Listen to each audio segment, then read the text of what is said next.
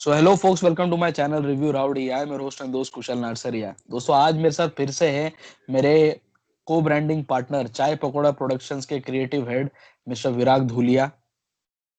हम दोनों ने पिछली बार साल 2020 की जो मूवीज, जो वेब सीरीज हमें पसंद आई थी, उनका हमने चयन किया था। उनके बारे में हमने अपने दोनों ने इनसाइट्स शेयर किए थे और उस वीडियो का टाइटल था द हिट्स ऑफ 2020 एज पर review rowdy and Chai Pakoda productions. आज उसी प्रक्रिया को, उसी मॉड्यूल को कंटिन्यू करते हुए आज इस वीडियो में हम उन वेब सीरीज, उन मूवीज को हाईलाइट करना चाहते हैं जो जिनसे हमें उम्मीदें थी, जिनका ट्रेलर हमें पसंद आया था, जिनकी स्टार कास्ट बहुत बढ़िया थी, एक प्रॉमिसिंग कंटेंट लग रहा था, लेकिन अनफॉर्चुनेटली वो हमारे एक्सपेक्टेशंस पर खरी नहीं उतर पाई। जिस टाइप का कंटेंट उससे एक्सपेक्टेड था, उससे वे बिलो एवरेज, बहुत ही डिसहार्टनिंग और डिसअपॉइंटिंग कंटेंट उन्होंने हमें दिया। और इसीलिए आज जो मूवीज, जो वेब सीरीज हम लोग डिस्कस करेंगे, वो हमारी लिस्ट का नाम है मिसेस, द मिसेस ऑफ 2020। जैसे पिछली बार द हिट्स ऑफ 2020 था, आज हम डिस्कस करेंगे द मिसेस ऑफ 2020। इसीलिए इस वीडियो का टाइटल भी यही रखा गया है। और हम दोनों ने ही मिलकर ये सारी वेब सीरीज और मूवीज देखी हैं, और हम दोनों ने ही इस बात पर टैली किया है कि यार मजा नहीं आया।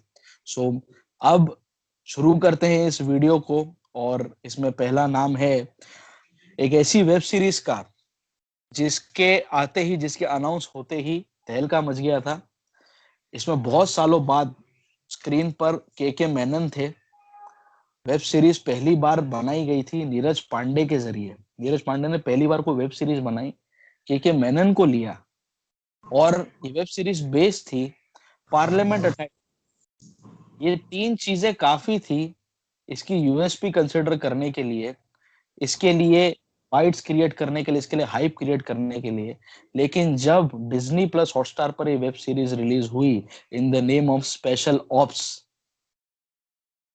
बहुत बुरा लगा इसको देख के, बहुत बुरा लगा। कुछ एक्सपेक्टेशंस बन गई थी, और ये बात कहीं ना कहीं मुझे डाउट में आई गई थी कि ट्रेलर रिलीज किया गया, फिल्म को उसके कंटेंट के बेस पर नहीं प्रमोट कर रहे थे, फिल्म को उसके स्टारकास्ट के बेस पर प्रमोट नहीं कर रहे थे, फिल्म को ये बोल के प्रमोट नहीं किया जा रहा था कि इसमें पार्लियामेंट अटैक को टटोलने की, उसके पीछे के राज जानने की कोशिश की गई है। बल्कि इसका सेंटर ऑफ अट्रैक्शन इसके ट्रेलर में वो रखा गया जहां पे एक बहुत बड़ी गाड़ी इन लोगों ने उड़ाई और उसके ऊपर करोड़ों रुपए खर्चा किया।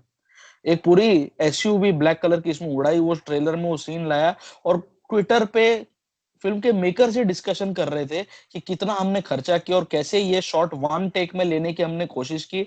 मतलब आपके पास के मेनन है, आपके पास नीरज पांडे है, आपके पास एक ऐसी कहानी है जो पार्लियामेंट अटैक को दर्शाती है। ये चीजें छोड़कर आप ट्रिवियल बातों को लेकर फिल्म और एक वेब सीरीज को प्रमोट कर रहे हैं, ये बात देखकर मुझे कहीं ना कहीं डाउट होगा कि भैया इनको खुद को कॉन्फिडेंस नहीं है अपने कंटेंट पर। और यही चीज फाइनल प्रोडक्ट में निकल कर आई।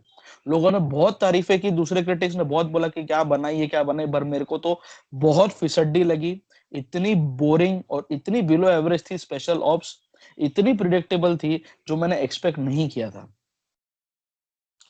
तो विराग, आप क्या कहना चाहेंगे स्पेशल ऑप्स के बारे में? आपने देखी है, क्या है आपकी, क्या राय है इस सीरीज के ऊपर? सबसे पहले सभी लोग जो ये वीडियो देख रहे हैं उन सभी को चाय पकौड़ा की तरफ से नमस्कार। और हाँ, मैं सहमत हूँ जो भी आपने कहा कि मतलब काफी उम्मीदें थी कि कंसिडरिंग जो उसके डायरेक्टर हैं, जिनका बॉडी ऑफ वर्क इतना मतलब ग्लोरियस रहा है। और के मेनन के बारे में तो क्या ही कहें, मतलब he is a legendary actor. और भी इसमें बहुत ही बढ़िया बढ़िया एक्टर सब थे। और टॉपिक भी काफी मतलब ऐसा था कि मतलब टॉपिक काफी कवर हो चुका है कई बार, टेररिज्म वगैरह, लेकिन फिर भी उसमें एक कहानी थी मतलब। और कहीं ना कहीं हम इसमें और बेहतर कर सकते थे, इसको और अच्छा बना सकते थे। और वो ट्विटर वाली बात एकदम सही थी कि उसको मतलब 9 कैमरा यूज किए गए थे उस एक शॉट को लेने में। उन्होंने कहा कि हमारे पास एक ही गाड़ी थी उड़ाने के लिए, वी वांटेड इट राइट। तो उन्होंने 9 कैमरा ऐसी लोकेशन पे उसको फिक्स किया, एंगल वगैरह लगा करके कोई भी कैमरा किसी के फील्ड ऑफ व्यू में ना आए और वो गाड़ी का अलग अलग एंगल से कैप्चर हो जाए, फिर हम एडिट में उसको जिस साइड का एंगल यूज करना होगा वो कर लेंगे करके। तो हाँ, काफी टेक्निकली मतलब वो अगर मैं कहूँ as from film makers perspective, yes it is a very complex thing to achieve and probably इसी चीज को वो लोग बताना चाहते थे, but at the end of the day audience को टेक्निक से इतना मतलब नहीं होता है। ऑडियंस को ये है कि भैया देख के मजा आया कि नहीं आया। और एग्जैक्टली वो exactly, और मुझे और वो मेरे ख्याल से ऑडियंस की बात को आप रिप्रेजेंट करते हैं तो। जी, और मुझे मजा नहीं है मेनली बिकॉज क्या होता है ना कि एक तो केके मनन जब जुड़ जाते हैं किसी प्रोजेक्ट के साथ तो ऑब्वियसली उससे कुछ उम्मीदें बन जाती हैं, और इसमें भी वही गलती इन्होंने दोहराई जो टाइगर जिंदा है में और जो रॉ में और जो इससे पहले जो भी मूवीज बनी है बॉलीवुड में जिसमें सेंट्रल कैरेक्टर एक रॉ एजेंट होता है, वही गलती इसमें। यहाँ पे ये लोग रॉ एजेंट कम और एंटर द ड्रैगन के एक्टर ज्यादा लग रहे थे, जो कुंफू कराटे कर रहे हैं, मार्केट में जाके मारा कर रहे हैं। अरे भैया आप रॉ के एजेंट हो, रॉ के एजेंट के दाएं हाथ को पता नहीं होता कि बायां हाथ कर क्या रहा है। इतनी सीक्रेसी के साथ ये लोग मिशन करते हैं, आप इतने खुले में आके इनको मारा पीटी करवा रहे हो, और जो रॉ के एजेंट है हीरो बन रहा है, सेक्स सीन कर रहा है, मतलब टोटल नॉनसेंस। जो टाइगर जिंदा है में खैर सलमान भाई से मैं कुछ एक्सपेक्ट नहीं कर सकता हूँ, उनका वो एक्सपेक्टेड था कि भाई चाहे रॉ एजेंट बने चाहे वो मिलिट्री आर्मी मैन बने, वो भाई भाई ही रहेंगे, वो गाड़ी चढ़ाते रहेंगे लोगों पे, वो बात अलग है। बट इन जनरल की अगर आप जब केके मैनन को लेके भी रॉ एजेंट एक मोनोटोनस वे में दिखा रहे हो, एक वही चीज जो सालों से खड़ा गला रॉ एजेंट का इमेज बना रखा है बॉलीवुड में, वही चीज नीरज पांडे ने, केके मनन ने इसमें रिपीट किया। इसको देख के मुझे बहुत दुख हुआ। तो स्पेशल ऑप्स मेरी उम्मीदों से बहुत नीचे गई, बहुत नीचे गई। मेरा मुझे लगा लिटरली मैंने टाइम वेस्ट किया, 7 से 8 9 घंटा, पता नहीं कितने घंटे की वेब सीरीज थी, चली जा रही थी चली जा रही थी विदाउट एनी माल मसाला, without any engagement factor, without any entertainment value. So बहुत ही खराब लगी थी मुझे वेब सीरीज, पता नहीं लोगों ने क्यों इसके बारे में कसीदे पड़े, और यही चीज दोहराई गई मेरी नेक्स्ट जो मेंशन है इस लिस्ट में। उस वेब सीरीज का इतने लोगों ने कसीदे पढ़े हैं, आज भी पढ़ते हैं, उसको फिल्म फेयर का अवार्ड भी दे डाला बेस्ट क्रिटिक्स का। मैं ये वेब सीरीज का नाम बताऊंगा, मैं वो उसमें ये सचिव जी हैं, तो पंचायत नाम की वेब सीरीज आई थी अमेजोन प्राइम पर, जिसमें हमारे जीतू जी हैं, जीतू भैया जो टीवीएफ के, वो, और फिर हमारे बहुत सालों बाद हमने रघुवीर यादव जी को देखा इसमें। और पंचायत नाम रखा था, और इसका जो पोस्टर आया था जहाँ पे जितेंद्र एक बोलता ना एक लालटेन लेके खड़ा है, तो लिटरली लगा कि ये कोई गेम चेंजिंग वेब सीरीज हो सकती है। And coming from the TVF family जो इतने क्रिएटिव लोग हैं, अच्छा कंटेंट यूट्यूब पे वो लोग बनाते हैं, बट कुछ भलती थी वेब सीरीज। कहाँ तो इन लोग को पंचायत सेटअप करके जो आज पंचायती राज किस तरह से गांव में चल रहा है उसको दिखाना चाहिए था, किस तरह से लॉ एंड ऑर्डर का पंचायत के ऊपर कोई फर्क नहीं पड़ता, वो अपना ही कुछ भलता प्रियम्बल बना के, कॉन्स्टिट्यूशन बना के वहां पर उनको इम्पोज करने की कोशिश करते हैं। I was expecting such issues to be highlighted, लेकिन इन लोग ने क्या किया, पंचायत का नाम दिया, जीतू को एक गांव में ऐसा पहुंचा दे, और जीतू क्या क्या फेस कर रहा है, उसकी बिजली चली गई है, उसको खाना टाइम पे नहीं मिल रहा है, उसको मच्छर काट रहे हैं ऑफिस में, ये इश्यूज दिखाए हैं। तो पंचायत नाम क्यों रखा भाई, जीतू की जीतू का वेकेशन या जीतू की गांव की कहानी, ऐसा कुछ नाम रख देते यार। हाईली डिसअपॉइंटिंग वेब सीरीज, कुछ दम ही नहीं था इसमें। क्यों इसको अवार्ड दिए गए, क्यों लोगों ने इसके पीछे इतने कसीदे पड़े, और वो सचिव जी का मीम बना और लोगों ने तारीफ की कि यार क्या अच्छा बना, ये बना है। बकवास बकवास, या तो लोगों का टेस्ट खराब हो गया है, या उनको अच्छे कंटेंट की समझ नहीं है। और ऐसा भी नहीं है कि मैं तो बहुत एक्सपेक्टेशन रखा था इसलिए मेरी एक्सपेक्टेशन टूट गई तो मैं इसलिए इतना इसको गाली मार रहा हूँ, ऐसा कुछ भी नहीं है। कंटेंट वाइज स्टैंड अलोन भी मैं इसको देखूं तो कुछ दम ही नहीं था इस वेब सीरीज में। तो पंचायत मुझे खराब लगी। आई गेस विराग आप भी इस बात पे टैली करते हो, जो पॉइंट्स मैंने रेस किए हैं उसमें कुछ कमियां रह गई। हाँ हाँ, मतलब काफी हद तक सही है, बट मुझे लगता है कि यहाँ पे थोड़ा सा एक पर्सपेक्टिव मैटर कर जाता है कि पंचायत, अगर तुम्हें याद हो रिलीज जब हुई थी, लॉकडाउन फ्रेश था तब। हाँ ये तब की बात है जब लॉकडाउन जब फ्रेश फ्रेश इम्पोज हुआ था, और बहुत ही स्ट्रिक्ट तरह से लॉकडाउन, कर्फ्यू, मतलब सड़कें एकदम खाली थी और खबरें आ रही हैं कि मतलब लोगों को पीटा जा रहा है, पुलिस जो है लाठीचार्ज कर रही है अगर लोग बाहर निकल रहे हैं। और दुनिया भर से कोरोना की इतनी न्यूज आने लगी थी कि एकदम से मतलब pandemic had just started and hmm. हर तरह की न्यूज आ रही थी। एंड वेस्टर्न कंट्रीज का तुमको पता ही है क्या हालत हुई थी उस वक्त, मतलब तो मेरे ख्याल से उस वक्त एटमॉस्फेयर बहुत ज्यादा नेगेटिव हो गया था और उसमें पंचायत एक फील गुड कंटेंट की तरह आ गया, तो सडनली लोगों को मतलब वो घर पे बैठे वो वो मेरे ख्याल से उसी फील गुड उसमें वो चला गया। एंड जो फाइनल पॉइंट्स तुमने अब रेस किए हैं वो उस वक्त शायद किसी को दिखे नहीं, तो I think that is what the perspective mattered. But yeah I mean that is a situational thing, but we are talking about content here. Exactly. And Filmfare की जूरी को भी कुछ भी नहीं दिखा क्या, इतने दिन बाद उन लोगों ने इसको अवार्ड क्या दे दिया। मतलब आई डाउट यार, असुर को और ब्रीथ इनटू द शैडोज को छोड़ के पंचायत को अवार्ड मिला। व्हाट बुलशिट, व्हाट हाँ, बुलशिट। बोलते हैं वी कि don't Aamir know. Khan award में नहीं आता है, हमारे अवार्ड्स बिके हुए होते हैं। What bullshit.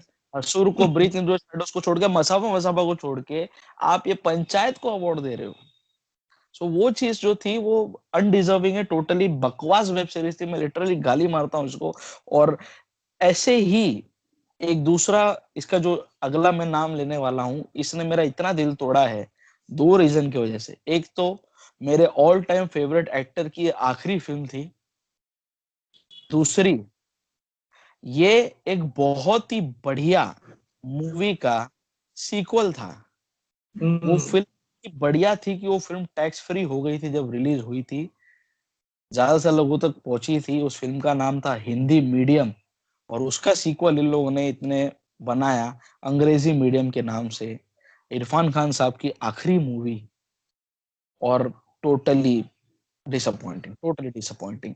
मैं ये फिल्म मेकर से अपील करना चाहता हूँ, जो भी फिल्म मेकर मेरे ये वीडियो देख रहा है, हमारा ये वीडियो देख रहा है, अगर आपकी कोई मूवी का कॉन्सेप्ट अच्छा है जो चल गया आपके रिलीज होने के बाद, उसको जबरदस्ती कैपिटलाइज करने के लिए उसका सीक्वल मत बनाइए, उसको च्युइंगम की तरह मत कीजिए। आप अपना प्रीडिसेसर जो कंटेंट आपने दिया था पहले, उसकी भी वैल्यू आप नहीं रख पाएंगे। वही चीज अंग्रेजी बिल्कुल, मीडियम के साथ हुआ। बिल्कुल। दोनों ही फिल्में भूषण कुमार और Kishan Kumar T series brand के तले ही प्रोड्यूस की गई। और जब कुमार ब्रदर्स गए वापस पुराने डायरेक्टर के पास, साकेत चौधरी के पास, उन्होंने बोला कि आप इसका सीक्वल बनाइए, इसमें पोटेंशियल है, ये फिल्म चलेगी। लेकिन साकेत चौधरी ने बोलिया, मैं जो दिखाना चाहता था हिंदी मीडियम में स्टार्ट टू फिनिश मैंने उसको खत्म कर दिया, अब मुझसे आगे ये कहानी पे काम नहीं होगा, मैं नहीं सोच पाऊंगा कि इसको मैं आगे क्या डायरेक्शन दूं। यही हम्म। करके डायरेक्टर इस फिल्म का चेंज किया गया, बाकी पूरी टीम, पूरी क्रू, प्रोड्यूसर्स की टीम ऑलमोस्ट सेम थी। सिर्फ डायरेक्टर इसका चेंज हुआ और नई एंट्री के रूप में मिस मदान की एंट्री हुई, इरफान खान की बेटी के रोल में। बाकी पूरी इसमें आपको दीपक डोबरियाल भी देखने मिले, इरफान खान तो थे ही।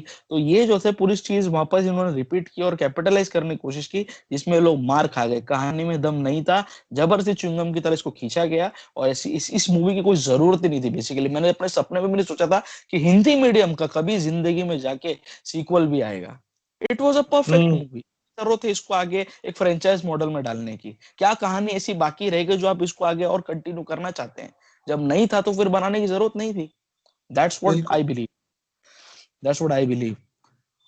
और अगली जो इसमें नाम है लिस्ट में, इससे भी मुझे बहुत सारी शिकायतें हैं। क्या इसका ट्रेलर था, और क्या नाम था, और क्या स्टारकास्ट इसमें, सुहासिनी मूले और पता नहीं, और ये अतुल कुलकर्णी और भी अच्छे अच्छे लोग, नील भूपालम। इतनी बढ़िया स्टारकास्ट थी इस वेब सीरीज की, वुड सिलेक्ट की वेब सीरीज थी ये, द राइकर केस। ये भी जब रिलीज हुई थी, लॉकडाउन एकदम ताजा ताजा था और बैठ हम्म। के देखा गया था। और द राइकर केस नाम सुनते ही लगता है कि यार कुछ तो इंट्रिगिंग होगा, कोई तो केस एक ऐसा है जो सामने लाने की कोशिश की गई, बट रूटीन फैमिली ड्रामा निकला।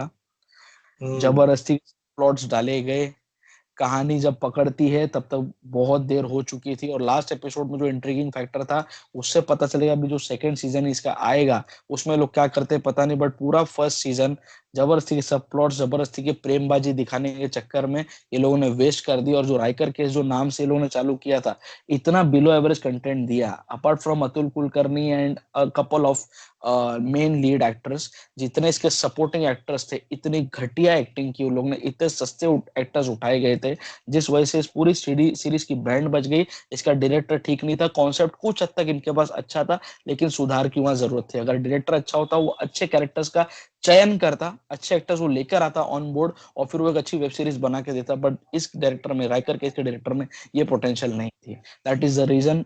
बहुत ज्यादा डिसअपॉइंटिंग वेब सीरीज थी वो। मुझे कुछ उम्मीदें थी उससे, उसका ट्रेलर मुझे डिसेंट लगा था, बट एवरीथिंग गॉट टॉपसी टर्वी, मजा नहीं आया। सो आपने देखी है राइकर केस, आप कुछ कहना चाहते हैं इसके बारे में? नहीं, एक्चुअली राइकर केस मैंने नहीं देखी है, हम्म। तो इसका मुझे ज्यादा आइडिया नहीं है। हम्म। अभी बच गए आप तो, मैंने आपको बता दिया, अभी देखने का कोई सेंस नहीं है। सो आप, अभी मैं देखता हूँ आपके पास भी पूरी लिस्ट है। मैं चाहता हूँ कि हाँ आपने जो जो फिल्में देखी, जो जो वेब सीरीज देखी, आप उन पे अपना टेक दीजिए। मैं अपना उस पर कमेंट दूंगा, और फिर बाद में जो मैंने तो सभी देखा है, तो मैं तो फिर उसके ऊपर हाँ आगे कंटिन्यू। हाँ, तो हम आगे बात करते हैं हंसमुख की। तो हंसमुख की शुरुआत काफी अच्छी हुई थी। मतलब उसमें ये दिखाया गया कि वीरदास एक एस्पायरिंग स्टैंड अप कॉमेडियन है, जो कि इस बात पे उनको किक मिलती है कि उन्होंने एक्सीडेंटली डिस्कवर करते हैं कि अगर वो किसी का खून कर दें तो उनसे कॉमेडी अच्छी होती है। तो ये कॉन्सेप्ट बहुत अच्छा था, बट मेरे ख्याल से आगे काफी रिपीटेटिव हो गया इसमें। व्हाट डू यू से, मतलब ये सेम चीज। नहीं, मतलब ऐसा है कि कॉन्सेप्ट बहुत ही यूनिक था, माइंड बॉगलिंग हाँ कॉन्सेप्ट। यार, एक ऐसा स्टैंड अप कॉमेडियन जिसको कॉमेडी करने का मोटिवेशन ही किसका मर्डर करने पर मिलता है, और ये भी हाँ ऐसा नहीं कि उसने मर्डर किया और आ जाके वो परफॉर्मेंस दे सकता है। वो मर्डर आधे घंटे के टाइम फ्रेम में होना चाहिए। सो दैट हाँ। Means the victim of that person should also be present in the same premises. और यस जब वो एक यस। स्टेज शो दे रहा है, एक पब्लिक शो, पब्लिक अपीयरेंस दे रहा है, जहां इतनी भीड़ है, उसमें से कैसे वो मर्डर करेगा, और कैसे वो वापस जाके स्टेज पे जाए, और कैसे वो अनस्कैथ्ड बाहर निकल के आएगा, ये बहुत ही जबरदस्त प्लॉट सेटअप था। I was totally intrigued seeing the first hmm 2 episode this web series. लेकिन जो कचरा किया है, जो भांड पना किया है इसमें, स्पेशली मुझे शिकायत है वीरदास से। वीरदास के साथ सबसे बड़ा प्रॉब्लम यह है कि वो अपने आप को इस कंट्री का सबसे बड़ा स्टैंड अप कॉमेडियन समझता है, जो उसकी बहुत बड़ी गलती है। इस ओवर कॉन्फिडेंस के थ्रू ही उसने आज तक मूवीज की हैं, स्क्रीन पर अपीयरेंसेस दिए हैं, टेलीसोप्स किए हैं उसने, इसी ओवर कॉन्फिडेंस के लहर में बहकर। और आज वीरदास का करियर कहीं पर भी नहीं है, वो कहीं पर हम्म भी सेट नहीं है। यही कारण है आज राजू श्रीवास्तव इतने बड़े स्टैंड अप कॉमेडियन होके भी इतने मॉडेस्ट है वो। हम्म। बहुत बहुत ज्यादा। ये मॉडेस्टी वीरदास में नहीं है, वो अपने आप को बहुत अकड़ू अकड़ू समझता है। और यही चीज, ये एम्बिशन को लेकर इसने वेब सीरीज बनाई। ये सीरीज देखकर मुझे यही चीज समझ में आ गया, हंसमुख नाम इसका रखा है, कि वीरदास का कहीं ना कहीं एम्बिशन था कि भाई मेरे को इस कंट्री का नंबर 1 स्टैंड अप कॉमेडियन कहलाना है अपने आप को। वही चीज पूरी करने के लिए वेब सीरीज बना दी इसने। उसमें पूरे टाइम इसके जोक पे, इसके सड़े गले जोक्स पे सारी ऑडियंसेस हंस रही है। एक comedy circus type, comedy circus का भी सस्ता वर्जन इसमें क्रिएट किया गया, जहाँ पे एक मेल जज था, अर्चना पूरन सिंह के जगह पे एक मेल जज था, जो इसके कोई भी टट्टी से टट्टी, बेकार से बेकार जोक्स पे हंसे जा रहा था। पीछे ऑडियंस ताली बजा रही है। बकवास, टोटल बकवास, बोगस कंटेंट। और बीच में इसका और वो जो फॉरेनर एक्ट्रेस है जोएना, उसका जो अफेयर दिखाते हैं, और जो बाकी के इसके जो दूसरे फ्रेंड्स, और पुलिस आके बार बार इन तक पहुंचती है और वो इसके पास कोई एविडेंस मिलता नहीं और वापस चली जाती है। जो बचकानी चीजें इसमें दिखाई गई, दैट वाज टोटली वर्थलेस। एक अच्छे खासे कॉन्सेप्ट की इन लोगों ने बैंड बजा दी। इसमें एक ही चीज, एक ही आदमी देखने लायक था, वो थे मनोज पावा, जिनका पहले हाँ, मर्डर कर, जो इनका मेंटोर होते हैं। और उनका जब मर्डर हो रहता है तो बीच बीच में आके जो वो बोलते हैं, इसको गाइड करते हैं, इसकी रिप्राइजिंग रोल है वो। हाँ, मजाक, रिप्राइजिंग रोल है। रिप्राइजिंग रोल है। तो वो जो था, एक खाली वो एक ब्रीदिंग बोलते ना स्पेस था, एक अच्छा कैरेक्टर वही था। बाकी सब बकवास था हंसमुख में। हंसमुख देख के मैं रोने जैसा हो गया, इतनी बकवास वेब सीरीज थी वो। सो और यही वो टाइम था जहाँ पे नेटफ्लिक्स बकवास से बकवास कंटेंट किए जा रहा, खरीदे जा रहा था, जस्ट बिकॉज स्टार पावर देखकर। और ये Hansmukh is one of the कचरा bought by hmm Netflix now. So Hansmukh के बाद नेक्स्ट आप कौन सा नाम लेना चाहते हैं, जो आपने देखी हो और फिर हम उस पर अपनी ओपिनियन दें। हैना सीजन 2। यस। हैना का जो सीजन 1 था वो तो माइंड ब्लोइंग था, एंड खास करके उसमें वो जो एरिक का जो जो पार्ट था, मतलब that was very very engaging and captivating. But season 1 में ही एरिक की डेथ हो जाती है इन ट्राइंग टू सेव हैना, एंड उसके बाद में season 2 I think it was more about the discovery of who हैना रियली इज, एंड कैसे वो ऐसी बनी, मतलब एक 15-16 साल की लड़की इतनी हाईली ट्रेंड, ये हर चीज में इतनी ट्रेंड कैसे है, मतलब तो वो उसको इस तरह की ट्रेनिंग कैसे दी गई, और उसको क्यों जंगल में रखा था एरिक ने सीजन 1 में, तो इन सब चीजों का उन्होंने खुलासा किया है सीजन 2 में।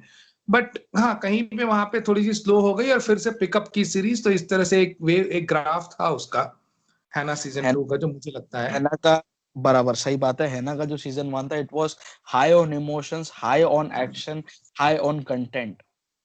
लिटरली सीजन 1 में मेरे को कई सारे ऐसे सीन्स हैं जहाँ पे मेरी आंखों से पानी निकल गया। इतनी बढ़िया वेब सीरीज बनाई थी, इसलिए मुझे एक्सपेक्टेशन थी इसके सेकंड सीजन से। और जो इसका ट्रेलर आया था, that trailer also completely nailed it.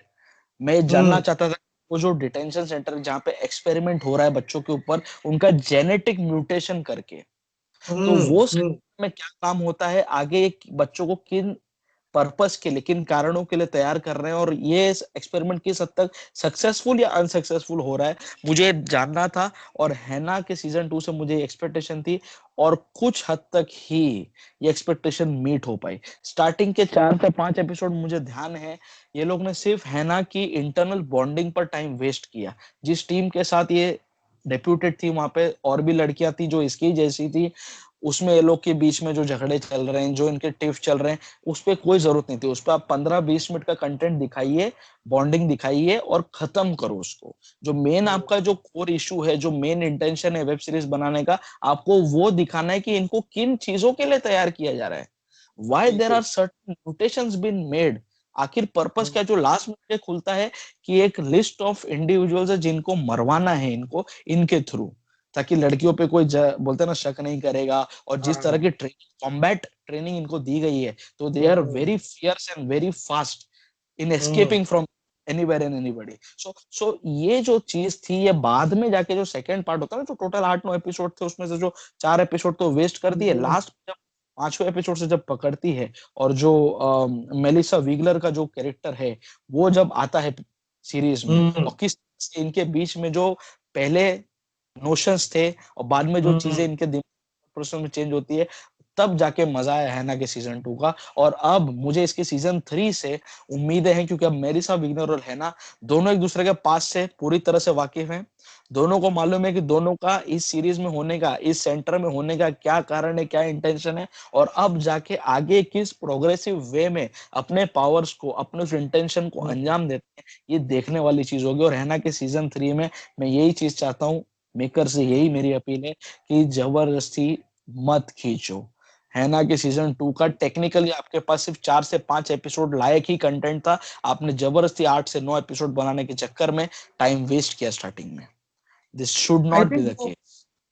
I think वो 8 एपिसोड मेंटेन करने के उसमें, like they wanted to maintain 8 episodes per season, या तो exactly exactly. But everything can not be dark, everything can not be game हाँ। Of thrones, everything can not be. तो वो हाँ। जब वैसा content, everything can not be suits, तो वैसा या जब कंटेंट है कि जब आप खींच सकते हैं तो खींचिए ना। हाँ हाँ बट आइए, बिल्कुल। ये चीजें प्रैक्टिकल मुझे Z5 की अभय लगी, कि भैया पहले हम्म। 7-8 एपिसोड थे, सेकंड सीजन में भाई 4 ही एपिसोड थे, 3 एपिसोड 4 एपिसोड ही था, दिखा के लोग खत्म किया। They did not stretch it unnecessarily. So वही जितनी चीज है। जितनी कहानी है उतना दिखाओ, और क्या। और क्या, और उसको बांट दो, 4 एपिसोड ही रखो, फिर वापस से अगर आपको लगता है थर्ड सीजन में और खिंचा के अच्छा बना सकते हो आप, तो उसमें वापस से 8 एपिसोड करो। ऐसा तो नहीं 8-8-8 24 का वो टारगेट तो है नहीं, क्रिएटिव प्रोसेस में टारगेट्स नहीं हो सकते। सो हम्म। दैट इज, ये चीज जो थी मुझे वहां पे खलल पैदा की मेरे अंदर इसमें। और इसलिए हैना का सीजन 2 से मुझे बहुत उम्मीदें थी, जो कुछ हद तक ही मीट हो पाए, बाकी इट वाज अ डिसअपॉइंटमेंट। बिल्कुल। तो नेक्स्ट। है ना, सीजन 2 के बाद आगे बढ़ते हुए हम चलते हैं हॉस्टेजिस 2 की तरफ। हाँ हाँ हाँ। तो हॉस्टेजिस 2 का एक मैं ये बताना चाहूंगा कि जो इसका जो पहला सीजन था वो भी मैंने एक्चुअली देखा नहीं था, और हॉस्टेजिस 2 का तुम्हारा रिव्यू देखने के बाद ही मैंने दोनों सीजन्स को सीजन देखा। हाँ, क्योंकि तुम्हारा हॉस्टेजेस 2 का रिव्यू के बाद मुझे लगा कि नहीं, इसके सीजन 1 में, जिस तुमने रिव्यू में मेंशन भी किया था कि सीजन 1 जो था वो there you had compared both the seasons, तो यस मैंने कहा, तुमने कहा कि चूंकि स्टोरी कंटिन्यूअस है तो it's better to end yes, I wanted to see season 1 when it had release, but somehow at that time I missed it. तो yeah, hostages season 2, I think again it went into the same trajectory of है ना। story कम थी and उन्होंने उसको ज्यादा दिखा दिया and वो सेम हैना वाला ही उसमें मतलब जो कॉन्सेप्ट है वही लगता है। सीजन 1 में बहुत सारे लेयर्स थे। ये लोग एक ऐसे घर में घुसे हैं जो बहुत ही, एक तो आइसोलेटेड घर है, पैसे वालों का घर है, ऊपर से दोनों मियां बीवी डॉक्टर्स हैं। तो ऐसा है हम्म। कि ये not be away from the society, surgeon है, कोई इमरजेंसी केस हुआ कुछ हुआ इनको जाना ही पड़ेगा। और ऊपर से हम्म। इनके हाथ में ऐसा प्रोजेक्ट है, एक ऐसे पेशेंट है जिनका जो सीएम है उस स्टेट का, उसका हम्म। इनको ऑपरेशन करवाना है। क्यों करवाना है? तो ये जो चीज है ना, फर्स्ट एपिसोड में जो टू एंड फ्रो हो रहा था, ये लोग घर के अंदर कन्फाइंड थे, बाहर से कौन लोग आ रहे कौन लोग जा रहे, बहुत जबरदस्त तरह से एक एड्रेनलिन रश दिया था उस सीजन में। पर यहाँ पे मेरे को समझ में आ गया, पहले सीजन में सब चीज हो गई, अब नेक्स्ट सीजन में इनके पास सिर्फ एक चीज बचा है, दिलीप ताहिल को सेफली पहुंचा के उनका जो भी बोन मैरो का उनको ट्रांसप्लांट हम्म। ट्रांसप्लांट करना था वो उनको करना है। तो अब उस केस में इनके पास फिर से कंटेंट नहीं है भैया, कितने देर तक रखोगे? बट इन लोगों ने हम्म। जबरदस्ती चुनी तरह उसको खींचा, दिलीप ताहिल को एक जगह पे एक बंगलों में कन्फाइन करके, और फिर पूरे बंगले में फिर बाहर वो लोग छावनी बिठा रहे हैं, फिर वो दिव्या दत्ता कैरेक्टर आ रहा है। कोई सेंस नहीं था। इसको 3-4 एपिसोड में खत्म किया जा सकता था, फिर से 8 से 9 एपिसोड एक एक घंटे के लोग ने खड़े कर दिए। Again a big let down. जो हैना में गलती की थी, वो हॉस्टेज के सेकंड सीजन के साथ भी सेम गलती हुई है।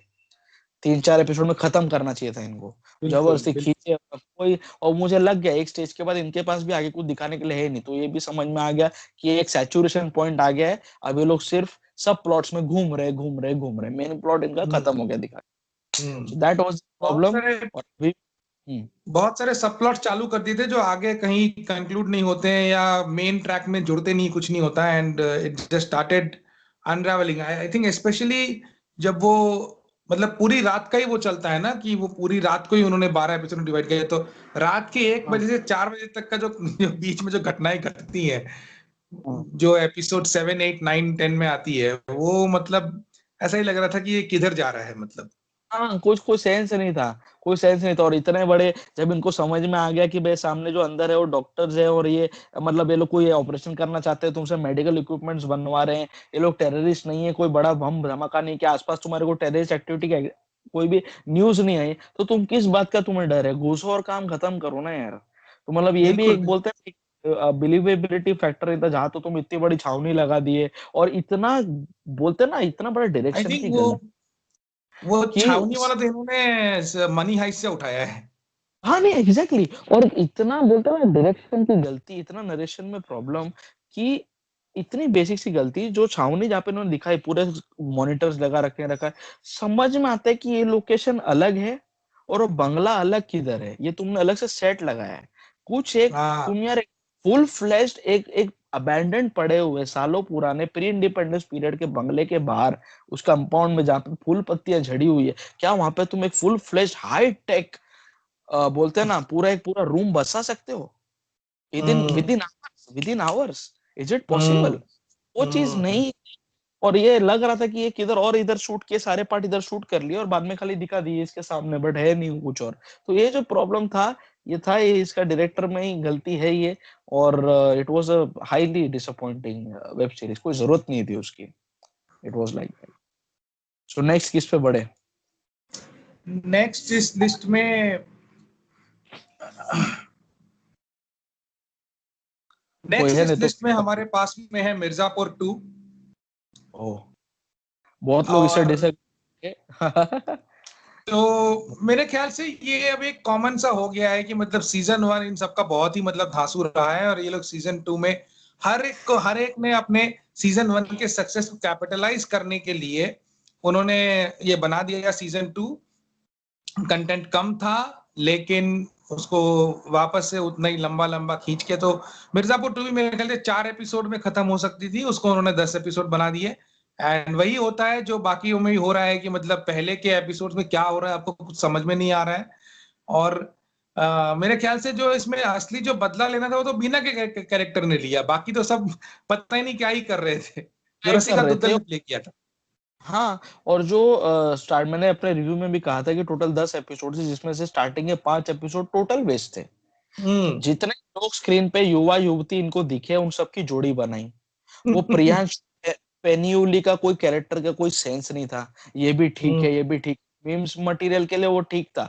बट मैंने रिव्यू में भी ये कहा था कि जब 6th एपिसोड के स्टार्ट में जब मुन्ना भैया और गोलू दोनों आ जाते हैं, हम्म। मुन्ना सॉरी गुड्डू भैया और गोलू दोनों जब आ जाते हैं और कालीन भैया की फैक्ट्री उड़ाते हैं, तब से लेकर तब लगा कि यार अब मजा आना चालू किया। अब मैं मिर्जापुर देख रहा हूँ, now things are coming in place. इसके पहले हम्म। सिर्फ टाइम पास चल रहा था, सिर्फ टाइम पास, कोई सेंस नहीं था। फर्स्ट सीजन वाज गुड, उसमें विक्रांत मैसी था और ये था, और पूरी कहानी बिल्ड हो रही थी कैसे कालीन भैया क्या क्या टाइप के धंधे करते थे, वो सब देखने को हमको मिला। बट सेकेंड सीजन में already we knew many things about Kaleen Bhaiya and his family.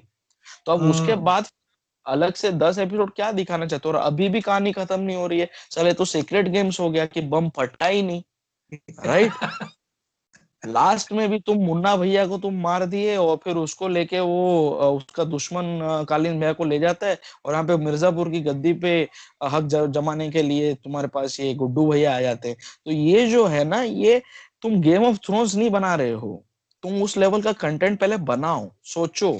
House of cards सोचो, फिर बनाओ कि हाँ वहां पे तख्ता पलट का काम वो लोग कर रहे थे, और इतने स्ट्रेटेजी के साथ उन्होंने काम किया है। हम वो तो बना नहीं रहे, बस हम उससे इन्फ्लुएंस होकर हमारा एक एम्बिशन रहता है, हमको भी कोई वेब सीरीज बनानी जो दुनिया भर में चले। इसलिए हमारे बॉलीवुड की दुनिया में कोई औकात नहीं है, प्रैक्टिकली स्पीकिंग। हम लोग ऑस्कर के लिए मरते हैं, ऑस्कर वाले फिल्म फेयर के लिए नहीं मरते हैं। तो हम्म। इसी यही कारण है कि हम लोग हॉलीवुड से इन्फ्लुएंस ले, लेकिन उस लेवल का कंटेंट भी बना। अगर कंटेंट है तो दिखाओ भैया, फालतू टाइम वेस्ट मत करो। वेब सीरीज में बैठ के देखना और उसको ऊपर से रिव्यू करना is a task, is a complete tedious task. जो करता है वो जानता नहीं, है। आई थिंक इसमें एक चीज ये समझनी जरूरी है कि जो वेब सीरीज का जो कॉन्सेप्ट है ना वो इंडिया में भी नया है। And hmm specially the long form storytelling. Hmm. जो लॉन्ग फॉर्म स्टोरी टेलिंग होती है, देखो आप फिल्म बनाते हो, वो बनती है 1 घंटा 40 मिनट की या 2 घंटे की मैक्सिमम। 2.5 घंटे की एग्जैक्टली। फिल्म को आज लंबा माना जाता है ना। तो हम्म 1 घंटा 40 मिनट 2 घंटे की या 2 घंटे 10 मिनट की फिल्म बनती है, तो आपकी उसमें एक कंसाइज आपका एक ड्यूरेशन है, आपने उसमें एक कहानी लिखी कि, और कहानी मोस्टली हीरो की होगी या हीरोइन की होगी, ऐसा कुछ तो होगा, बाकी उसमें साइड के किरदार आएंगे। लेकिन जो लॉन्ग फॉर्म स्टोरी टेलिंग होती है उसमें जरूरी नहीं है कि एक ही हीरो हो, उसमें हम्म मल्टीपल हीरोज हो सकते हैं, मल्टीपल ट्रैक्स हो सकते हैं, और उसमें जो आपके सपोर्टिंग के एक्टर्स हैं उनके भी एक ग्राफ हो सकते हैं, आपके पास में स्कोप है उनकी बैक स्टोरी में जा करके वो कैसे हीरो की कहानी को अफेक्ट कर रही है, वो सबको। तो बहुत सारे इसमें एंगल्स हैं, पर्सपेक्टिव्स हैं, जिसके बारे में अभी भी मेरे ख्याल से इंडिया में इसकी रिसर्च की जरूरत है। और मैं काफी टाइम से, मतलब पिछले 2-3 साल से जो वेब सीरीज करके जो एक हंगामा हो रहा है इंडिया में, तो मैं देख रहा हूँ कि मतलब बहुत सारे लोग लेके आ रहे हैं कि इस पे बन रही है वेब सीरीज, उस पे बन रही है। और हम लोग अच्छी कोशिश कर रहे हैं, अच्छे अच्छे टॉपिक्स लेके आ रहे हैं, अच्छे डाइवर्स तरीके की आ रही हैं, कुछ पॉलिटिकल आ रही है, कुछ क्राइम थ्रिलर आ रही है, कुछ साइकोलॉजिकल थ्रिलर आ रही है, कुछ में माइथोलॉजी है, कहीं पे कॉमेडी है, कहीं पे वो लोग करंट सिचुएशन को लेकर के कुछ बनाने की कोशिश करते हैं, बहुत कुछ हो रहा है। लेकिन फिर भी मेरे ख्याल से जो लॉन्ग फॉर्म स्टोरी टेलिंग का जो कॉन्सेप्ट है ना, जो वेस्ट ने जिसको बहुत अच्छी तरह से समझ के उसको परोसा है हमारे सामने, वो हमें और थोड़ी मेहनत करनी पड़ेगी। इंडियन हाँ इंडियन के जो फिल्म मेकर्स हैं, कंटेंट राइटर्स हैं, उनको और थोड़ी मेहनत करनी पड़ेगी, थोड़ा और रिसर्च करना पड़ेगा, पढ़ाई करनी पड़ेगी। एग्जैक्टली exactly, और इसको समझना होगा कि ये लॉन्ग फॉर्म स्टोरी टेलिंग है। दैट मीन्स स्टोरी इतनी बड़ी है जहाँ पे मल्टीपल कैरेक्टर्स है, और हर एक कैरेक्टर्स का एक बैकग्राउंड है, एक ग्राफ यस। है, yes. Right. That long format. लेकिन हम लोग के मेकर्स क्या समझ रहे हैं, स्टोरी को लॉन्ग करना। स्टोरी इनके पास इतनी है, और ये लोग एकता कपूर का फॉर्मेट यूज करके मिहिर को मार दो, फिर मिहिर को जिंदा कर दो, फिर बा को मार दो, ये वो वाला जो थॉट प्रोसेस है उसके साथ फिल्म मेकर्स बना रहे हैं, मल्टीपल सीजन्स में उसको ढाल रहे हैं। ये बहुत गलत चीज है, ये long yes. Format storytelling है, it is not a long storytelling something. No no story no, अगर आपका रॉन्ग काम भी है, चली थी। वैसे कैरेक्टर्स आप क्रिएट कीजिए, करना पड़ेगा उसको, फिर उस कहानी में जोड़ना पड़ेगा, तब जाके एक मसाला कंटेंट निकल कर आएगा। जबरदस्ती खींचने जाओगे तो कचरा ही होगा, च्युइंगम ही होगी। सो दैट वाज द बिल्कुल। प्रॉब्लम विद हैना season 2 also, hostages 2 also and Mirzapur 2 also. सारे ये सीजन तीनों के 2 में साथ ये प्रॉब्लम आई है, तो वो आइए। ठीक है, देखते हैं आगे क्या होता है। हाँ। तो आगे बढ़ते हैं और हम आते हैं हमारे बचपन के गेम लूडो हाँ, पर। लूडो। तो ये जब मैंने इस फिल्म का ट्रेलर देखा और हम्म। मैंने इसका डायरेक्टर देखा तो मैं बहुत ही खुश हो गया। हम्म। और बहुत सारे लोगों को पता नहीं है कि इस फिल्म में अनुराग बासु ने कैमरा भी हैंडल किया है। He is one of the director of photography. तो hmm. I think he has upgraded his technical skills also, and he okay. has basically helmed the camera as well. Hmm. And तो इसका मतलब देख के मुझे बड़ा अच्छा लगा कि मतलब चार अलग अलग कहानियां हैं और चारों को अलग अलग कलर कोडिंग दी गई है।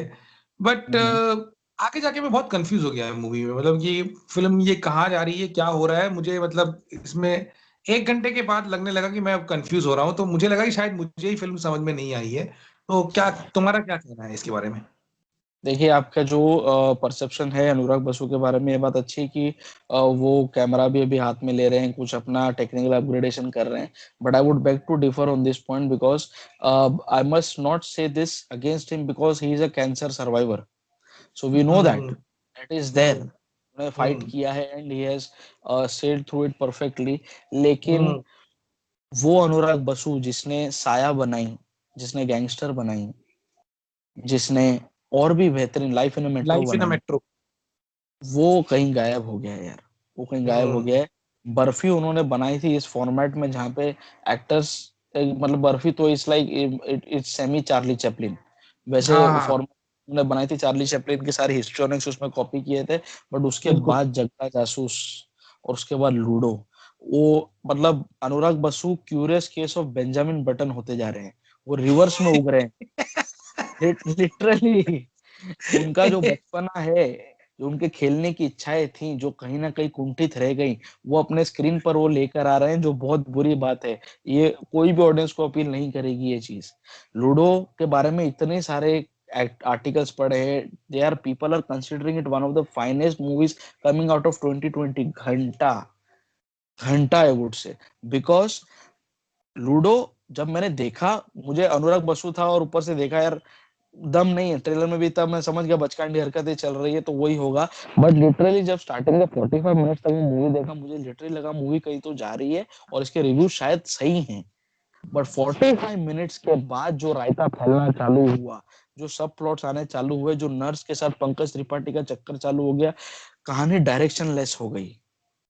हम्म। और ऊपर से इनका जो कॉम्प्लेक्स नैरेटिव है ना भैया, अनुराग बसु आप क्रिस्टोफर नोलन नहीं है, तो you can not handle complex narrative जहां पे आप तीन चार कहानी दिखा रहे हो। एक बार एक कहानी चलती, फिर अचानक से कट टू अलग कहानी, फिर कट टू थर्ड कहानी, और फिर फोर्थ कहानी पे आप वापस आके आते हो। So this format is not suitable for anybody and everybody. Try अच्छा है, लेकिन इससे दिमाग का खिचड़ी बनता है और कुछ नहीं बनता है। आप कोई भी कैरेक्टर के साथ प्रॉपर जस्टिफिकेशन, एक पूरा नरेशन आप उसको नहीं दे पाते हो। तो ये लूडो के साथ सबसे बड़ी प्रॉब्लम थी, चार कहानी जोड़ के जबरदस्ती जोड़ने की इसमें कोशिश की गई, जिसमें आदित्य रॉय कपूर और सानिया मल्होत्रा का तो बहुत ही बढ़िया काम था। पूरी पिक्चर में लोग को ये ढूंढना था कि हम लोग कहाँ पे सुकून से सेक्स कर सकते हैं। मतलब उसका कोई सेंस ही नहीं था, नॉन सेंसिकल प्लॉट। वो क्यों कहानी थी उसमें, वो लोग क्यों कर रहे थे, आखिर में उनको मिल गई जगह फाइनली, ओयो रूम उन्होंने बुक कर लिया। सो ये जो थी चीज, ये नरेशन में जो तकलीफ थी वो लूडो के साथ भी थी। उनका बचपना अनुराग जी का आ रहा है। आई एम सॉरी टू से, आपको मूवीज बनानी या तो छोड़ देनी चाहिए अभी, या फिर कुछ ढंग का कंटेंट बनाओ। बर्फी तक सब कुछ सही था, उसके बाद गड़बड़ हो गई भाई, गड़बड़ हो गई है। So Ludo is not at all, मुझे तो बिल्कुल पसंद नहीं है। इसमें खाली एक बंदे ने, दो बंदों ने झंडे गाड़े। एक तो अभिषेक बच्चन तो है ही एक्टर अच्छा, उसने तो किया ही है, साथ ही साथ Rajkummar Rao has nailed it completely in this movie. What a performance. What a खास करके परफॉर्मेंस। वो होटल वाला जो रेस्टोरेंट वाला जो सीन है जिसमें वो मेनू को पढ़ते हैं स्टाइलिश तरीके से, वो तो है ही। और साथ साथ जो मतलब वो रोते हुए उनको रोना भी आता है, गर्लफ्रेंड उनकी छोड़ के जा रही तो वो हाँ, किस तरह से डांस बहुत करके, खूब। बहुत फिजिकलिटी इन्वॉल्व उनके कैरेक्टर में, और उन्होंने बहुत ही बेहतरीन तरीके से काम किया इसमें। सो आई लाइक हाँ, this two aspects of this movie. बाकी पूरी पिक्चर भंगार थी, बकवास थी। और पंकज त्रिपाठी तो खैर एक सीन के लिए भी होते हैं तो वो अपनी छाप छोड़ ही जाते हैं, बट बाकी दम नहीं था फिल्म में। कुछ अच्छा हो सकता था बट ये लोग खुद ही इनको कंफ्यूज हो गए, लोग का करना क्या है। और लास्ट में जाके भैया पता चलता है ये अनुराग बसु तो भगवान बैठा था, वो सारी चीजें कर रहा था। कुछ भी नॉनसेंस था, कुछ भी था, कुछ भी था। कोई सर बिना सर पैर की चीजें थी ये। सो लूडो वाज अ कंप्लीट, बोलते ना, डिसहार्टनिंग प्रोजेक्ट, लूडो को डिसअपॉइंटमेंट। सांप काट गया। लूडो को सांप काट गया, एग्जैक्टली, लूडो को सांप काट गया। 99 वाला। तो अब बात करते हैं अनपॉज्ड की, जो कि अभी रिसेंटली रिलीज हुई एंथोलॉजी थी। एंड मुझे इसका नाम मतलब बहुत ही ज्यादा इंट्रिग्विंग लगा कि मतलब अनपॉज्ड मतलब ये क्या है। And one of my favorite director duo had shared the news about Unpause on Facebook, Raj and DK. मैं उनको राजन के। मैं उनको फॉलो करता हूँ। एंड उन्होंने किया था कि ओके टाइम आ गया अब इसको लेके आने का। तो मैं बोला अच्छा इनका एक नया प्रोजेक्ट आ रहा है। I was very happy. But then I realize कि उनकी सिर्फ एक शॉर्ट फिल्म है, इट्स एंथोलॉजी, और उनकी सिर्फ एक फिल्म इसमें है out of 5। And okay. the whole this thing is based on this corona thing. So feel good सी मूवी लगी मुझे। And that was there. But what do you think? So इसमें टोटल 5 कहानियां थी, जिसमें से मुझे 2 बेहद पसंद आई। एक जो थी गुलशन देवैया और सयामी खेर की, जो सबसे पहली कहानी थी। जो ये राजन बहुत डीके ने लोगों को बनाई। समझ में नहीं, जो राज एंड डीके ने बनाई, ये बहुत लोगों को कॉन्सेप्ट समझ में नहीं आया। ये लोग ऑलरेडी फ्यूचर हाँ, में जा चुके हैं 10-12 साल, और ये देख रहे हाँ, हैं कि अभी भी कोरोना वायरस का वैक्सीन नहीं बना है। सो अब जैसे हम लोग पूरे साल हम लोग गाली मार रहे हैं कि ये पूरा साल घर में बैठे बैठे निकल गया, 2020 कब चालू हुआ कब खत्म हुआ पता नहीं चला। अब आप सोचो, अगर आगे 10 साल भी भगवान ना करे इसका वैक्सीन ना आए और हमको ऐसे ही घर में बैठना पड़े लॉकडाउन में, तो हमारी क्या हालत होगी। वो हालत गुलशन देवैया की उसमें दिखाई, जो आदमी इतना अलोन हो गया, इतना आइसोलेटेड फील करता है, जो सोचता है कि मुझे सेक्स भी शायद वर्चुअली करना पड़ेगा। I am losing human connect, human touch, human contact. तो ये जो चीज, जो फ्रस्ट्रेशन उसके अंदर आ जाती है, जिस वजह से उसको एक मेंटली वो इल हो जाता है, बीमारी हो जाती है। उसको एक तो डर हो जाता है वायरस को, अपने घर में ही पूरा वो एक स्टीम रूम बनाया हुआ है उसने, जा जाके बार बार उधर चेक करता है, भाप लेता है, अपने ऊपर छिड़कता है कि भाई मेरे को कोई वायरस तो नहीं लग गया। वो एक डर रह गया उसको। सेकेंडली उसको एग्रोफोबिया हो गया, बाहर निकलने में उसको डर लगता है, ज्यादा भीड़ वाली जगहों से उसको डर लगता है। तो ये जो चीजें, जो मेंटल इलनेस आ गई है 10-12 साल से घर में ही बैठ के, ये जो है, ये फ्यूचरिस्टिक सोच के साथ बनाई गई, फ्यूचर देखा, कुछ हद तक प्रिडिक्ट किया, और बहुत ही बढ़िया वे में। और जो टेक्नोलॉजिकल एडवांसमेंट्स आ जाएंगे, एक सीन में जब वो सयामी के साथ बात करता है तो सिर्फ फोन क्या स्क्रीन है हाथ में, इफ यू नोटिस, हाँ, पीछे कोई बॉडी कोई बैटरी नहीं है। सो दे आर ऑल्सो प्रोजेक्टिंग कि 10-12 साल में हम लोग शायद इतने एडवांस हो जाएंगे टेक्नोलॉजिकल वे में भी। सो पूरा एक फ्यूचर दिखाने की उसमें कोशिश की गई है, जो मुझे बहुत पसंद आया, बहुत यूनिक कॉन्सेप्ट लगा।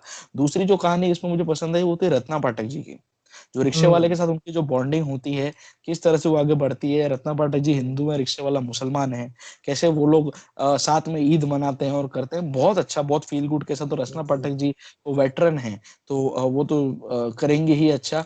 तो ये जो 2 कहानियां थी बहुत अच्छी थी। अब इसमें सबसे बड़ा जो डिसअपॉइंटमेंट था वो लिलित दुबे और रिंकू राजगुरु की जो कहानी थी, जहाँ वो चूहे ऐसे डर के उनके घर में रहने लग जाती है। बहुत स्कोप था इसमें, अच्छा कुछ कंटेंट दिखाने का, but the makers miss the mark. ये एक चीज इसमें रह गई। और एक दो कहानी और थी इसमें, जो अभी तो मुझे याद भी नहीं आ रही, because that was so redundant. So अब और एक स्पेशल मेंशन मैं देना चाहूंगा, विषाणु वाली कहानी, फोर्थ कहानी, अभिषेक बैनर्जी वाली अभिषेक कहानी। बैनर्जी वाली, और गीतिका ओलियान थी उसमें। तो विषाणु का जो कहानी थी, आउटस्टैंडिंग है मुझसे, मजा आ गया देखकर, कैसे माइग्रेंट वर्कर्स ने सफर किया है। And specific mention of that scene, Geetika Ohlyan विषाणु। को मैं सल्यूट करता हूँ उस सीन के लिए, जब वो बाथ टब में नहा रही होती है मस्त, तो बाहर जब आती है वो गाउन पहन के, बाद गाउन, उसका हस्बैंड उसको इशारा करते हैं कि हमको निकलना चाहिए, निकलना पड़ेगा, हमारा जो बाहर गड़बड़ हो गया, हमारा जो टिकटॉक हमने बनाया तो वायरल हो गया है। सो जो खुशी के साथ वो आती है, और फिर उसका जिस तरह से दिल टूटता है कि अभी वो रानी बन के बैठी थी पूल में, रोजेस फैले हुए थे, और अब इसको वापस वो सामान उठा के निकलना है गांव तक, मीलों चलना है, क्योंकि लोगों के पास पैसा नहीं है और इनको निकलना है। वो जो सीन था, मास्टरपीस, आउटस्टैंडिंग आई वुड से। डायरेक्टर को भी उसके लिए सलाम और एक्ट्रेस को भी उसके लिए सलाम, बहुत ही बेहतरीन हाँ, वे में उसको शूट किया गया था। इसके जो डायरेक्टर हैं, he is one of the directors of Paatal Lok. Oh, जो विषाणु के थे। सेम और ओके, हम बस फिर जरूरत नहीं बोलने की फिर। तो तो वो उसकी छाप ये दिखी और वहीं से उठाया अभिषेक को यस। और करके दिखाया लोग ने। सो अनपॉज, ये तीन कहानियां थी जो अच्छी लगी, बाकी दो की वजह से इसकी जो क्वालिटी है कंटेंट की वो गिर गई, और जिसमें कि रिंकू राजगुरु और लिलित दुबे को लेकर एक कहानी बना और उसमें कोई दम ही नहीं था। तो ये बहुत गलत चीज है। आप किसी इंसान के टैलेंट का यूज नहीं कर सकते तो उसका मिसयूज मत कीजिए, उसको अंडर यूज मत कीजिए। सो वही बिल्कुल। चीज कहनी थी। यही वजह से अनपॉज थोड़ी सी कहीं ना कहीं फीकी पड़ गई, अदरवाइज इट वाज मोर और लेस एक बार देखने जैसी मूवी थी। तो सो इसके बाद इसके बाद मैं, मेरी तरफ से तो लिस्ट एग्जॉस्ट हो गई है, तो तुम ही कवर करते चलो। हाँ, तो अभी मैं अगला नाम लेना चाहूंगा, शुभ मंगल ज्यादा सावधान का। शुभ मंगल सावधान आयुष्मान खुराना की थी, सीमा पावा जी बहुत थी उसमें, बहुत ही बेहतरीन फिल्म थी। इरेक्टाइल डिसफंक्शन जैसे इशू को उसमें सेंसिटिव एड्रेस इशू। किया गया था, सेंसिटिव इशू को, और काफी फनी वे में उसको उसमें दिखाया गया था बिना किसी चीपनेस के। और यहाँ पर सब चीज उल्टी हो गई। शुभ मंगल हम्म। ज्यादा सावधान पे ये लोग चीप भी हुए। हम्म। गे गे मैरिजेस और गे और होमोसेक्सुअलिटी के इशू को इन्होंने हाईलाइट किया in the most cheap and in the most substandard way. Hmm. इससे बेटर मुझे दोस्ताना लगी, क्योंकि वो मुझे हम्म। पहले से पता थी, एक तो करण जौहर की मूवी है, दूसरा वो कॉमिकल नोट पे शुरू से, हम्म। सो मुझे उससे कोई गम नहीं है। बट यहाँ पे आप चालू कॉमेडी से करते हो और इंटरवल के बाद आप होमोसेक्सुअलिटी पे बकचोदी देना चालू करते हो। सो और ये जो ट्रांजिशन था, और अब जो केला केला के एक सीन था, जब आयुष्मान खुराना पूरा बैटमैन जैसा कुछ पहन के, वो सुपर हीरो जैसा पहन के, वो हाथ में लाउड स्पीकर लेके वो अनाउंस कर रहा है कि मैं गे हूँ, गे हूँ, गे को ये करना चाहिए, वो करना चाहिए। अरे भाई, जब आपको हर चीज प्रीच ही करनी है तो इसमें डायरेक्शन कहाँ आया, इसमें सटलिटी कहाँ गई? आप मूवी क्यों, आप एक डॉक्यूमेंट्री बनाओ। ये भी आता है ना, अक्षय कुमार नंदू को बोल के जाता है फूकना नहीं चाहिए, हम्म। बीवी के लिए सैनिटरी पैड खरीद, वैसे ही आप इसमें कुछ बना के देखे खत्म करो। आप मूवी बनाई क्यों रहे हो जब आपको हर एक चीज in your face, in your एक स्पून फीडिंग की तरह देनी है? तो मूवी मेकिंग बिल्कुल। का मतलब क्या हुआ इसमें? तो हम्म। ये चीज मुझे इसमें बहुत खराब लगी, मैंने एक्सपेक्ट नहीं किया था। और आयुष्मान खुराना है इसमें यार, आयुष्मान खुराना हम्म। क्या कर रहा है? जो आदमी आर्टिकल 15 दिया, ड्रीम गर्ल दिया रिसेंट वेज में, रिसेंट टाइम्स में, अंधाधुन दिया, वो बंदा अगर इसमें आया तो यार, और ये गड़बड़ हो गई, नहीं मजा आया पिक्चर में। शुभ मंगल ज्यादा सावधान, मैं और ज्यादा सावधान हो गया, मैं नेक्स्ट टाइम इसको नहीं देखूंगा। सही बात है। तो सो आगे ये बढ़ते हैं। मुझे नहीं जमी। और एक और वुड सिलेक्ट की एक और वेब सीरीज है जिसका नाम था इलीगल, पीयूष मिश्रा हम्म। सर थे उसमें। हम्म। उनका काम तो बढ़िया था ही, मैं उसमें कोई क्वेश्चन नहीं करता हूँ। वो जैसे पीयूष मिश्रा हैं, के मेनन हैं और नवाजुद्दीन सिद्दीकी, इन लोगों के साथ प्रॉब्लम ये है कि ये लोग सब स्टैंडर्ड परफॉर्मेंस नहीं दे सकते, इनको आता ही हम्म। नहीं है।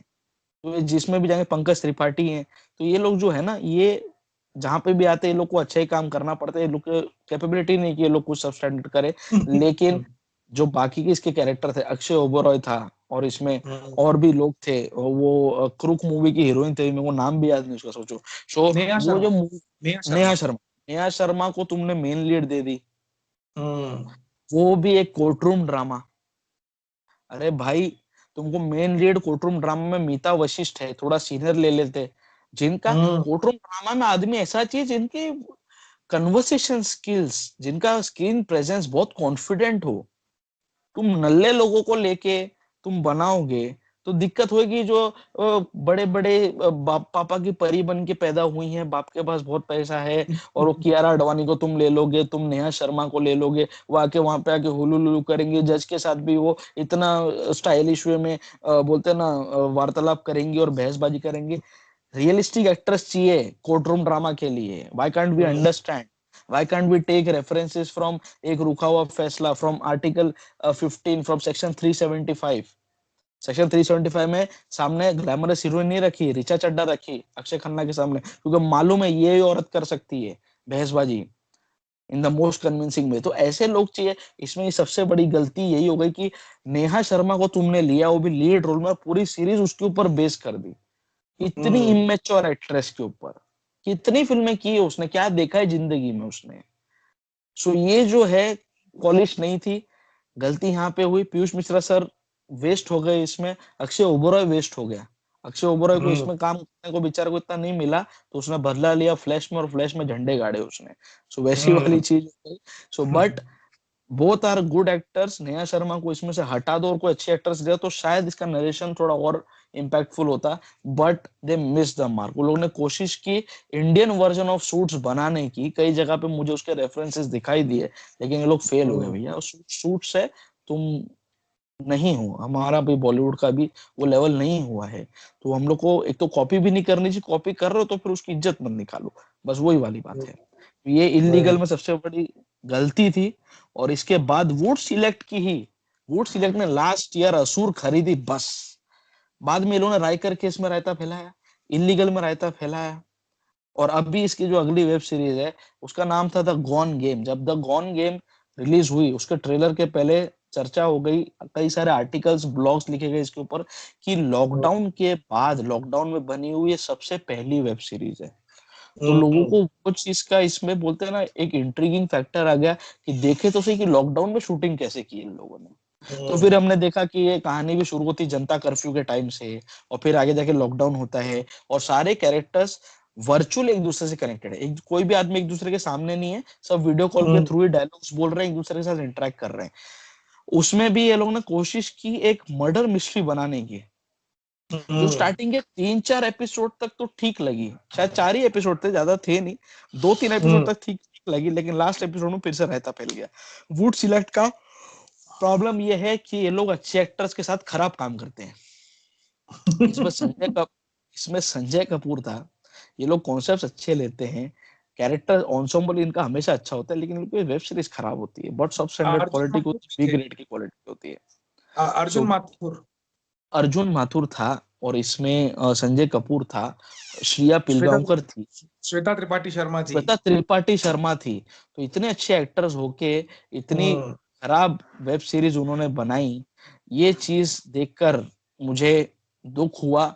और खाली बस कॉन्सेप्ट के नाम पे चली, लोगों ने देखा कि भाई देखे कैसे लॉकडाउन में एक पूरी शूटिंग की इन लोगों ने, बट कोई दम नहीं था, कुछ अच्छा बना सकते थे बट हाँ, फिसड्डी वही नहीं जो हम सीरीज। पहले भी बात कर रहे थे कि कॉन्सेप्ट के नाम पे तो एक्सपेरिमेंटेशन चल रहा है, but I think story telling वाली जो चीज है उस पे हमें थोड़ा और काम करने की जरूरत है राइटर्स को। एग्जैक्टली, एग्जैक्टली, जरूरत हम्म। है। और उसको थोड़ा एक प्रेजेंटेशन डिसेंट बनाओ। उसके लिए यार तुमको विजन चाहिए, विजन चाहिए। बिल्कुल अब मैं बिल्कुल। ये एक्सपेक्ट नहीं कर सकता कि कमाल खान कोई प्रकाश झा के लेवल की मूवी बना देगा। दोनों अलग हम्म। लोग हैं, उनका लेवल अलग है, उनका विजन अलग है, तो उसके लिए विजन चाहिए। वो चीज हमें देखने की जरूरत है। और नेक्स्ट जो नाम है, आश्रम। आश्रम, both the seasons I would से। हम्म। सीजन 1 भी, सीजन 2 में तो कुछ नहीं था, सीजन 2 में बाबा लाएंगे क्रांति था जो वही पार्ट थ्री की तरह आया सीजन 2। उन्होंने पहले ही मेरे ख्याल से बना दिया था, बस उन्होंने रिलीज लेट किया तो एक ही साल में दोनों आ गए। नहीं नहीं ऐसा नहीं हुआ, बनाया नहीं था, उसकी शूटिंग कुछ बाकी थी। क्योंकि जब इसकी शूटिंग चल रही थी तो बॉबी देओल ने कुछ अपने ना photos on the set release किए थे कि लॉकडाउन में वी आर शूटिंग फॉर आश्रम 2।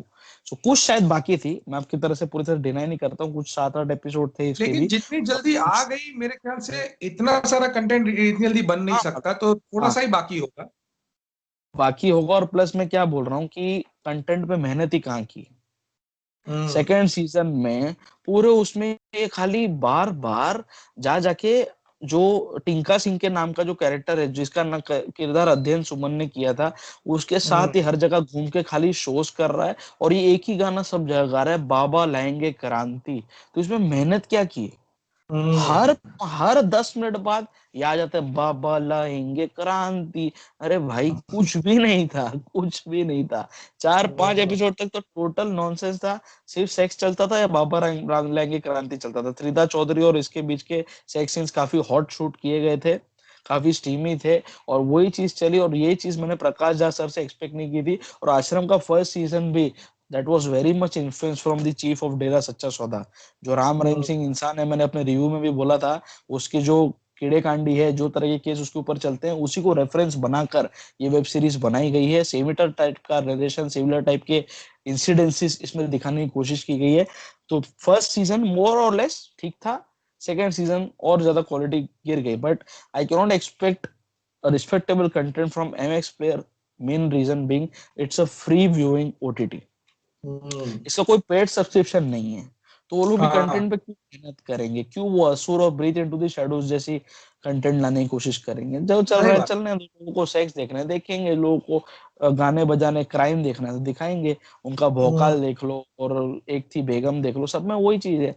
सो आई कैन नॉट एक्सपेक्ट। और प्रकाश झा सर इसमें है, उन्होंने डायरेक्ट किया, उन्होंने प्रोड्यूस किए, तो देश एक एक्सपेक्टेशन होती है उनके साथ, जो इस बार मीट नहीं हो पाया। आश्रम का सीजन 2 और सीजन 1 भी इतना कोई खास थोड़ू नहीं था, पर सीजन 2 तो एकदम ही खराब था। बाबा कोई क्रांति नहीं ला पाया भाई दोनों ही सीजन में।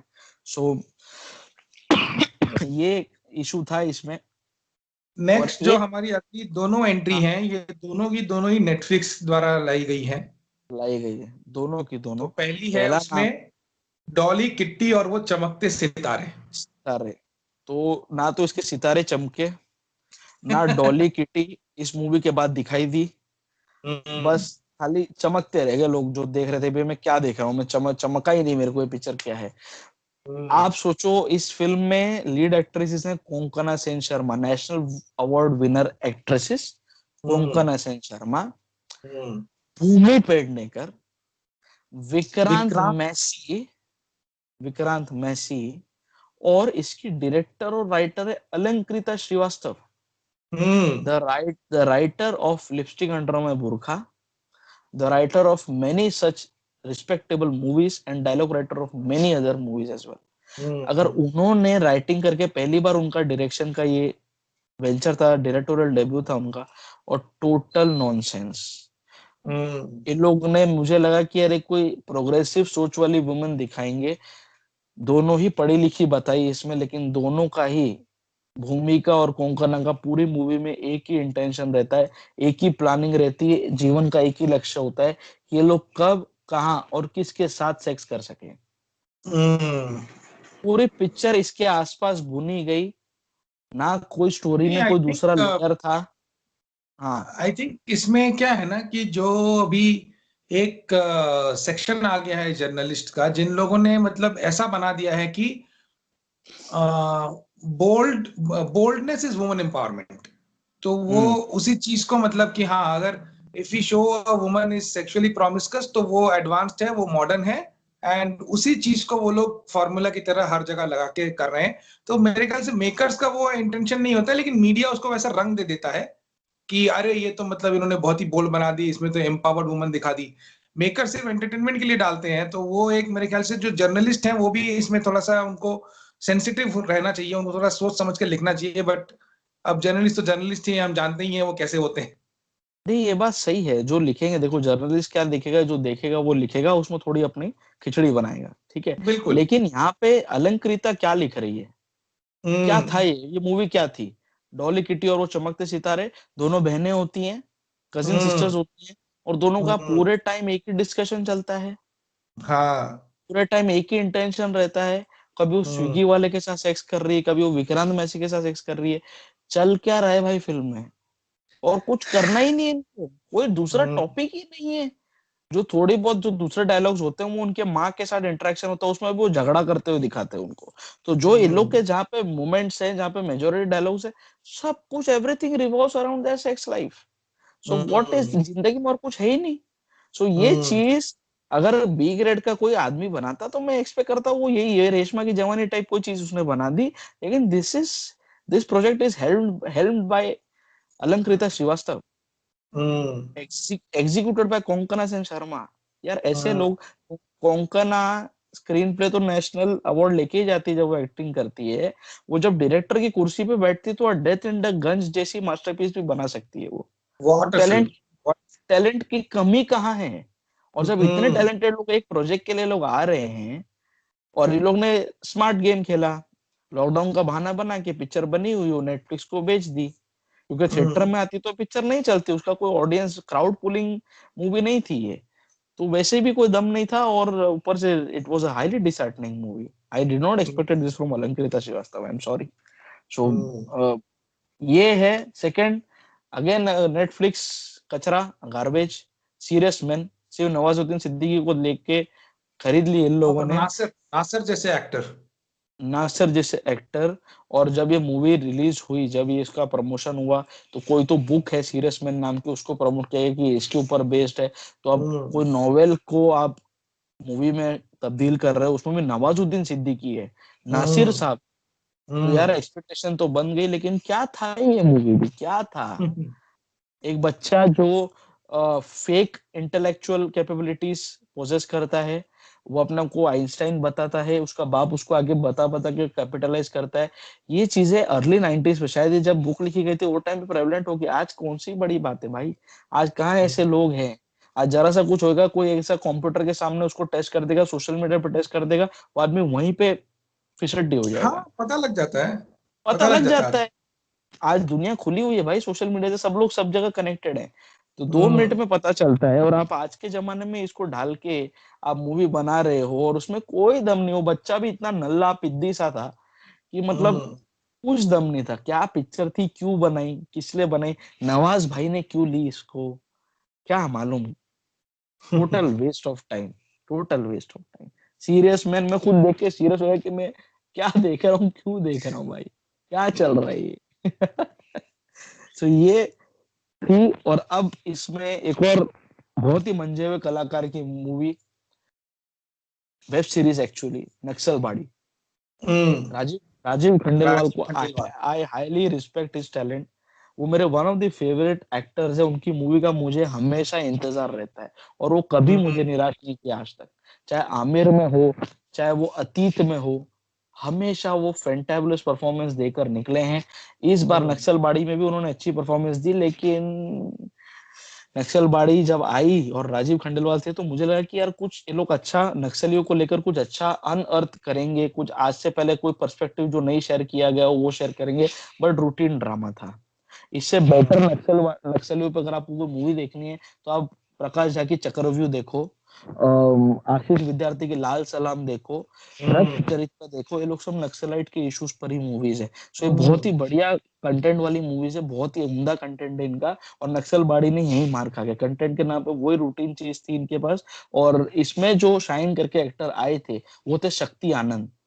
सालों बाद हाँ। उन हमने जनरली उनको टीवी शोज में देखा है, शायद अभी भी एक्टिव होंगे, मैं टीवी शोज देखता नहीं हूँ। सो हम्म जनरली उनको वहीं पर देखा है, बट सालों बाद उनको ऐसी परफॉर्मेंस मिली और उन्हें करके दिखाया।